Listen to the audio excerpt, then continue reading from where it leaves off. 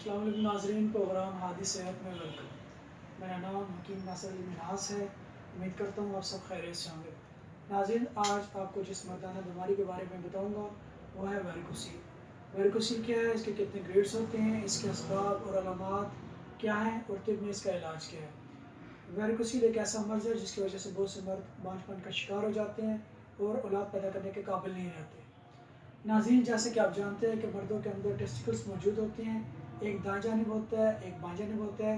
ये टेस्टिकल्स एक थैली के अंदर मौजूद होते हैं जिसे हम स्कॉटम कहते हैं। वेरिकोसील से मुराद टेस्टिकल्स के गिर्द जो स्कॉटम के साथ वेन्स होती है उनका फूल जाना है। स्कॉटम से मुराद इंसानी जिस्म की वो थैली है जिसमें टेस्टिकल्स मौजूद होते हैं। ये मर्ज ज़्यादातर लेफ्ट टेस्टिकल्स में होता है। वेरिकोसील की एक काफ़ी कम्प्लेक्स टर्म है। इंसान के रिप्रोडक्टिव सिस्टम में टेस्टिकल्स शामिल होते हैं। ये टेस्टिकल्स की ढीली स्किन स्कॉटम में मौजूद होती है। इन टेस्टिकल्स में रिप्रोडक्टिव सेल्स यानी कि स्पर्म्स बनते हैं। इन्हीं टेस्टिकल्स में टेस्टोस्टेरोन भी पैदा होते हैं। ये टेस्टोस्टेरोन अपने मसल्स की ताकत और सेक्सुअल कुव्वत के लिए इस्तेमाल होते हैं। स्कॉटम हमारे लिए इन टेस्टिकल्स को ठंडा रखते हैं जिससे हमारे स्पर्म्स की प्रोडक्शन के लिए टेम्परेचर मौजूद रहता है। हर स्कॉटम टेस्टिकल्स के अंदर स्पर्मेटिक कॉर्ड के जरिए लटके होते हैं और स्पर्मेटिक कॉर्ड के अंदर काफ़ी वेन्स होती हैं। वो वेन्स जिनमें स्पर्म्स ट्रैवल करते हैं इसको वास डिफरेंस कहते हैं। जबकि एक वेन जिसका नाम टेस्टिकुलर आर्टरी है, यह खून को टेस्टिकल से वापस पेम्पनी कॉम्प्लेक्स से खून टेस्टिकल्स वेन्स में जाता है। वेन्स में वन वे वॉल्स सेल्स होते हैं जो कि खून को वापस टेस्टिकल्स में जाने से रोकते हैं। जब टेस्टिकल वेन्स में मौजूद ये वॉल्स डैमेज हो जाते हैं, ये काम सही तरह अंजाम नहीं दे पाते, जिसकी वजह से खून वापस टेस्टिकल्स के जाना शुरू हो जाता है। क्योंकि बाएं तरफ की वेन्स दाएं तरफ की वेन्स की निस्बत ज़्यादा सीधी और लंबी होती हैं। खून की इस हरकत की वजह से पेम्पनी कॉम्प्लेक्स की वेन्स फूल जाती हैं जिसकी वजह से टेस्टिकल का टेम्परेचर बढ़ जाता है। टेस्टिकल्स के लिए स्पर्म की प्रोडक्शन मुश्किल हो जाती है जो कि मर्दाना बांझपन का बाइस बनती है। स्पर्म के अलावा यह टेस्टोस्टेरोन की तादाद को भी कम कर देती है जिसकी वजह से आप कई सेक्सुअल मसाइल का शिकार हो जाते हैं। वेरिकोसील स्पर्म की तादाद और मिकदार दोनों पर असर करता है। टेस्टिकल्स को एक खास मकसद के तहत जिस्म से बाहर रखा गया है क्योंकि इंसानी जिस्म का दर्जा हरारत ज़्यादा होता है, जबकि इसके मुकाबले में टेस्टिकल का दर्जा हरारत बाकी जिस्म से 1 से 2 सेंटीग्रेड कम होता है।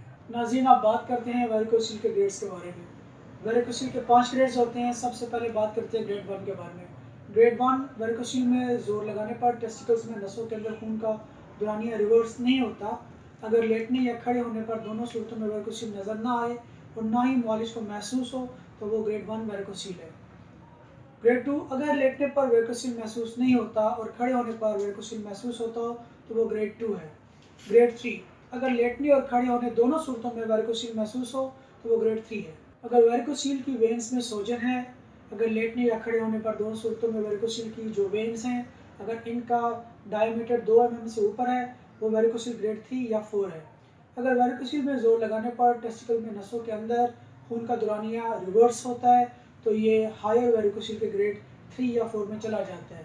ग्रेड 4 अगर लेटने और खड़े होने पर दोनों वेन्स नज़र आती हैं और हाथ लगाने पर महसूस होती हैं तो वो ग्रेड 4 है।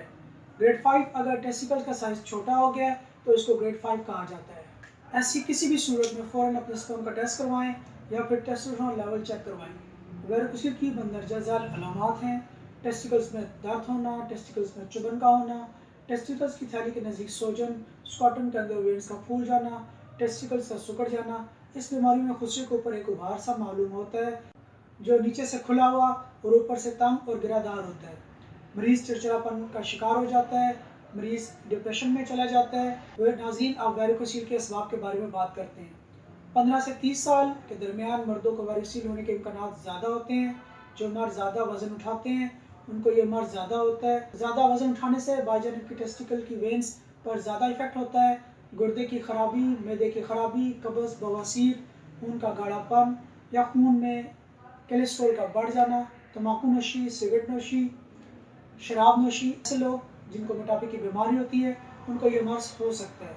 वो लोग जो जिगर के किसी मर्ज में मुब्तला हो उनको भी ये बीमारी हो सकती है।